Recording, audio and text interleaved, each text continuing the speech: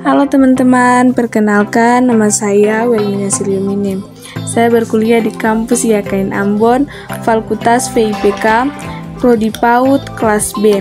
Di sini saya akan menceritakan tentang sejarah dari kampung saya, terletak di Seram, Utara Barat, Kampung Karlutu Warasiwa.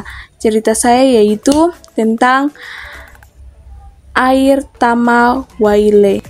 Pada zaman dahulu ada seorang pemuda yang bernama Tuale di negeri Warasiwa. Dia membuat kebun di dekat air. Ia menanam kacang tanah, kasbi, ubi, dan lainnya. Ketika waktu panen, ia panen sendirian saja, tetapi waktu panen belum selesai. Besoknya ia pergi panen lagi, tetapi kacang tanah, kasbi, dan ubi sudah selesai panen. Dia merasa curiga dan dia mulai jaga di pinggir air itu. Lalu tiba-tiba ada suara dari air itu. Lalu ia melihat ada 7 putri yang keluar dari air itu. Lalu ia mengambil pakaian dari putri yang bungsu. Ia menyimpannya di dalam lubung padi. Tiba saat untuk mereka kembali ke dalam air.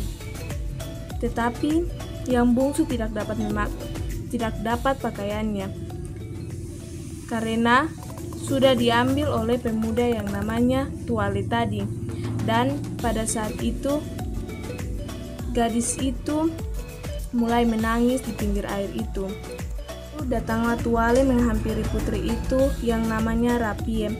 Lalu ia membawa Rapie pulang ke rumahnya. Mereka tinggal bersama sebagai suami istri dan mereka mempunyai anak yang namanya Sariputuake.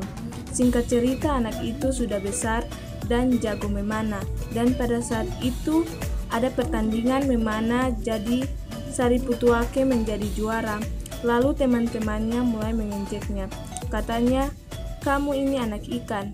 Lalu Sariputuake pulang ke rumahnya sambil menangis dan bertanya kepada ibunya, "Ibu, apa betul saya ini anak ikan?"